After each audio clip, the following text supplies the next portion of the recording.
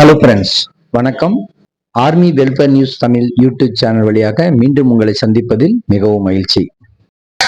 நாம இன்னைக்கு இந்த வீடியோவில் நாய்க்கு ரேங்கில் ஓய்வு பெற்ற நமது முன்னாள் முப்படையை சார்ந்த நண்பர்கள் அனைவருக்கும் இந்த மாதம், அதாவது நவம்பர் மாத பென்ஷன் ரேங்க் 1 பென்ஷன் டிவிஷனுடைய 3+ இப்போ லேட்டஸ்டாக அப்ரூவல் ஆகிருக்கிற 3% டிஏ சேர்த்து 53% டிஆர் மூலமாக நவம்பர் மாதத்துலேருந்து எவ்வளோ பென்ஷன் கிடைக்கணும் அப்படிங்கிறத தான் இந்த வீடியோவில் தெளிவாக பார்க்க போகிறோம்.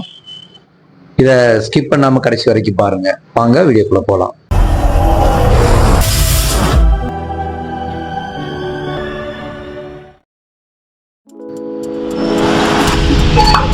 நண்பர்கள், உங்களுக்கு தெரிஞ்சிருக்கும் 30 அக்டோபர் 2024க்கு ministry of personnel public grievances and pensions department of pension and pensioners வெல்ஃபேர்ல இருந்து ஒரு லெட்டர் இஷ்யூ பண்ணியிருந்தாங்க.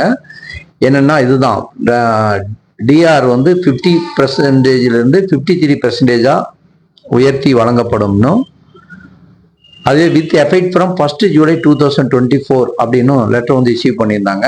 அதனுடைய அடிப்படையில் தான் பார்த்தீங்கன்னாக்கா நம்ம இந்த இதை மந்த்லி பேமெண்ட் கால்குலேஷன் பண்ணியிருக்கோம். இப்போ இன்னும் பார்த்தீங்கன்னா நிறைய நண்பர்களுக்கு ரேங்க் 1 பென்ஷன் டிவிஷன் 3 பேசிக் பே அதிகமானது கிடைக்காம இருக்குதுன்னு நிறைய பேர் சொல்லிட்டு இருக்காங்க. அதே சமயம் ரேங்க் 1 பென்ஷன் டிவிஷன் 3 அரியர் அமௌண்ட்டும் கிடைக்கல அப்படின்னு சொல்லியிருப்பாங்க. அதெல்லாம் என்ன பண்ணி இது வரைக்கும் செப்டம்பர் மாசத்துல சில நண்பர்களுக்கு கிடைச்சது, அக்டோபர் மாதம் கிடைச்சது, இப்போ நவம்பர் மாதம் கிடைக்குது. இந்த நவம்பர் மாதம் வரைக்கும் மட்டும்தான் நீங்கள் வெயிட் பண்ணணும். அதுக்கப்புறமும் கிடைக்கல, உங்களுக்கு ரேங்க் 1 பென்ஷன் டிவிஷன் 3 பேசிக் பே அதிகமாக கிடைக்கணும் அப்படின்ற பட்சத்தில் கண்டிப்பாக நீங்கள் அதுக்கு உண்டான ஸ்டெப் எடுத்து பேமெண்ட் வர்றதுக்கான வழியை பண்ணணும் அப்படிங்கிறது தான் இந்த வீடியோவில் நீங்கள் கிளியராக தெரிஞ்சுக்கலாம் எவ்வளவு உங்களுக்கு எலிஜிபிலிட்டி இருக்குது அப்படிங்கிறத பற்றிட்டு. ஃபர்ஸ்ட் ப்ரியாரிட்டி, இந்த வீடியோ யாருக்கெல்லாம் ரெஃபர் பண்ணியிருக்கோம் அப்படின்னு கேட்டிங்கன்னா, ஒய் குரூப்ல இருந்து ரிட்டையர் ஆனவங்க, அதாவது டேபிள் நம்பர் 7 பேஸ் பண்ணி தான் இந்த வீடியோ நம்ம போட்டிருக்கிறோம். யாரெல்லாம் நாய்க்கு ரேங்கில் வந்திருக்காங்க அவங்களுக்கும், நாய்க் டிஎஸ் ரேங்காக இருப்பாங்க அவங்களுக்கும், எம்ஏசிபி நாய்க்கு அந்த ரேங்கில் வந்தவங்களுக்கும், ஏசிபி நாய்க் அதில் வந்திருக்கவங்களுக்கும், சில பேருக்கு எம்ஏசிபி இருக்குதா இல்லை ஏசிபி நாய்க்கு ஆயிடுச்சான்னு தெரியாமல் இருக்கும். அப்படிப்பட்டவங்க என்ன பண்ணலாம்னா, உங்களுடைய ஸ்பர்சி பிபிஓல ரெஃபர் பண்ணி பார்த்தீங்கன்னா பே லெவல் அப்டேட் பண்ணியிருப்பாங்க. 04 அப்படின்னு போட்டிருக்கோம். இந்த கேட்டகரியில் இருக்க எல்லாருக்குமே இந்த நம்ம போடுற இந்த வீடியோ, இந்த குவாலிஃபை சர்வீசஸ் இந்த நவம்பர் மாசத்திலிருந்து உங்களுக்கு பென்ஷன் இவ்வளவு கிடைக்கணும். ஒருவேளை கிடைக்காம இருக்குதுன்னா நீங்க கிடைக்கிறதுக்கு உண்டான கம்ப்ளைண்ட் பண்றது, ஸ்பர்ஸ் மூலமாவோ இல்லை சிபி கிராம்ஸ் மூலமாவோ கம்ப்ளைண்ட் பண்ணிட்டு அந்த சம்பளம் வர்றது மாதிரி பென்ஷன் தொகை வர்றதுக்கு உண்டான வழியில நீங்க செய்யணும் அப்படிங்கறதான் இதுல கேட்டுக்கலாம்.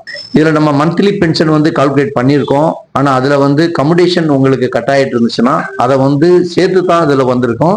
அதை நீங்க மைனஸ் பண்ணிக்கிறணும்.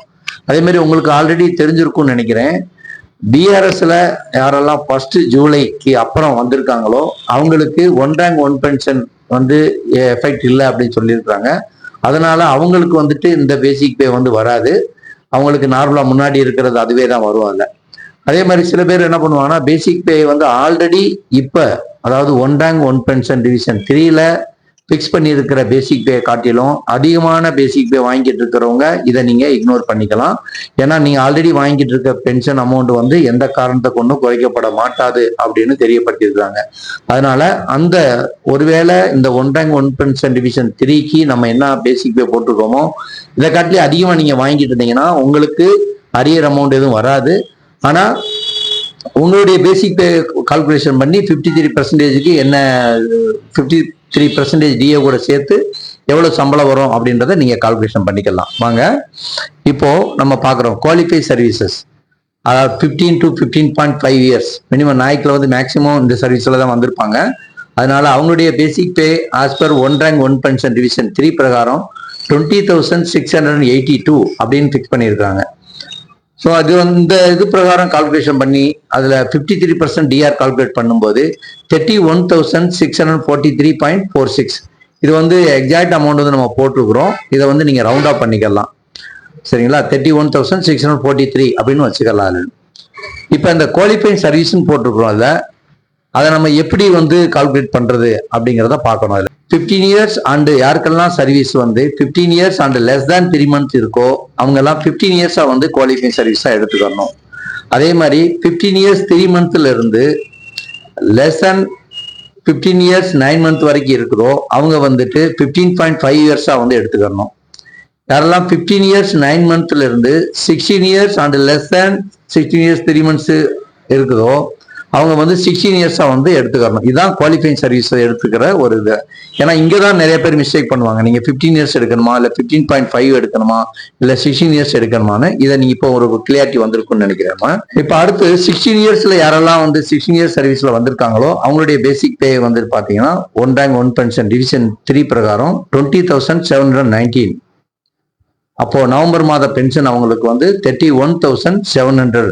அதாவது நவம்பர் மாதத்துக்கு அப்புறம் இந்த 53% டிஏவோட சேர்த்து அவங்க வாங்க வேண்டிய அமௌண்ட் இது. இதைத்தான் நம்ம எல்லாத்தையுமே சொல்லியிருக்கோம்.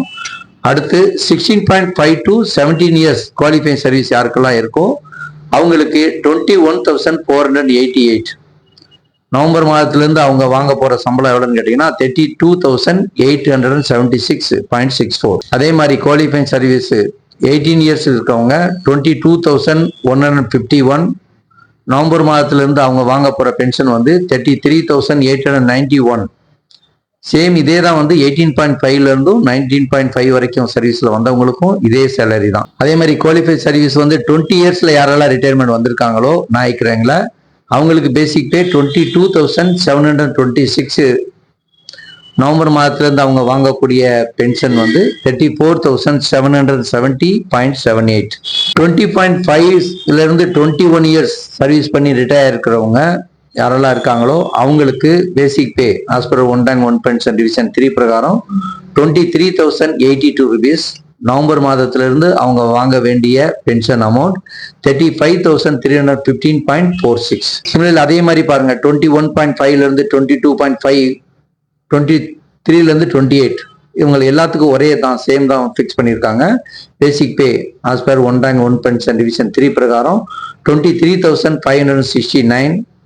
நவம்பர் மாதத்திலிருந்து அவங்க வாங்க வேண்டிய பென்ஷன் தொகை 36,060.57. இந்த அமௌண்ட் வந்து அவங்க பென்ஷனா ஓய்வூதிய தொகையா வந்து அவங்க வாங்க வேண்டும். இதை காட்டிலி குறைவா வருது அப்படின்னா நீங்க என்ன முதல்ல நம்ம சொல்லியிருந்தோம், கம்யூடேஷன் இருந்துச்சுன்னா அதை நீங்க இதுல வந்து மைனஸ் பண்ணிக்கிறணும். அதே மாதிரி வந்து நம்ம எலிஜிபிள் நாட் எலிஜிபிள் யாராருன்னு சொல்லியிருந்தோம் அவங்க எல்லாம் வந்து இதை வந்து கால்குலேட் பண்ணிக்கிறணும். இதை மாதிரி கம்மியா வந்ததுனாக்கும் கண்டிப்பா நீங்க வந்து இதை வாங்குறதுக்கு இந்த பென்ஷன் வாங்குறதுக்கு உண்டான வழிவகைகளை நீங்க செய்யணும் அப்படிங்கிறதா நாங்க கேட்டுக்கிறது. இப்ப ஃபேமிலி பென்ஷன் வாங்குறவங்களுக்கு என்ன அப்படின்னு கேட்டீங்கன்னா, ஃபேமிலி பென்ஷன்ல வந்து பாத்தீங்கன்னா அந்த மாதிரி 2 விதமான பென்ஷன் இருக்கும். அதுல எப்படின்னு கேட்டீங்கன்னா உயர்த்தப்பட்ட ஓய்வூதியம் அவங்க அதாவது என்ஹான்ஸ்டு ஃபேமிலி பென்ஷன் அப்படி சொல்லுவோம். அவங்களுக்கு நம்ம இப்ப போட்டிருக்கிற டேபிள் அப்படியே வந்து அவங்களுக்கு எஃபெக்ட் ஆகிக்கிறோம். யாரெல்லாம் ஆர்டினரி ஃபேமிலி பென்ஷன் வாங்குறாங்களோ அவங்க இந்த பேசிக் பேல இருந்து 60% கால்குலேஷன் பண்ணிட்டு எந்த அமௌண்ட் வருதோ அதுதான் அவங்களுடைய பேசிக் பே. இந்த மாதிரி ஃபேமிலி பென்ஷன் கால்குலேஷன் பண்ணும்போது சில இந்த மாதிரி நண்பர்கள் கேட்ட கேள்வி என்னன்னா, இந்த மாதிரி எங்களுக்கு கால்குலேஷன் பண்ணும்போது அதை காட்டிலே அதிகமான பேசிக் பே எங்களுக்கு கிடைக்குது அப்படின்னு சொல்றாங்க. அதுக்கு என்ன காரணம்னு கேட்டீங்கன்னா, சில பேருக்கு வந்துட்டு என்ன ஆயிருக்கும், ஒருவேளை நீங்க கால்குலேஷன் பண்ணும்போது உங்களுக்கு 9,000 rupees காட்டிலே கம்மியா வந்து பேசிக் பே வருது அப்படின்னா இதுல இன்னொரு ஜியோவும் இருக்குது. எப்படின்னு கேட்டீங்கன்னா மத்திய அரசு ஊழியர்களுக்கு குறைந்தபட்ச ஊதியமாக 9,000 ரூபாய் வந்து 9,000 rupees வந்து பிக்ஸ் பண்ணியிருக்காங்க. ஸோ அதனால உங்களுடைய இந்த மாதிரி 60% எடுக்கும்போது ஒருவேளை உங்களுக்கு 9,000 rupees கீழே வந்ததுன்னா அதை நீங்க வந்து 9,000 வந்து எடுத்துக்கிட்டு நீங்க கால்குலேட் பண்ணணும். ஒருவேளை 9,000 மேல வந்துச்சுன்னா அதையே நீங்க வந்து கால்குலேஷன் பண்ணிட்டு 53% டிஏ வந்து கால்குலேஷன் பண்ணிக்கலாம். இது ஒய் குரூப்ல இருக்கிற அவங்களுக்கு மட்டும்தான் இது பொருந்தும் அப்படிங்கிறதையும் சொல்லிக்கிறோம். நம்ம சேனல்ல வந்து தொடர்ந்து பாருங்க. நம்ம சேனல்ல முன்னாள் முப்படையை சார்ந்த நண்பர்களுக்கு உபயோகமான வீடியோல மட்டுமே நம்ம வந்து போட்டுட்டு வரோம். தொடர்ந்து ஆதரவு அளித்து வரும் அனைத்து முன்னாள் ராணுவ சொந்தங்களுக்கு வணக்கம். ஜெய்ஹிந்த்.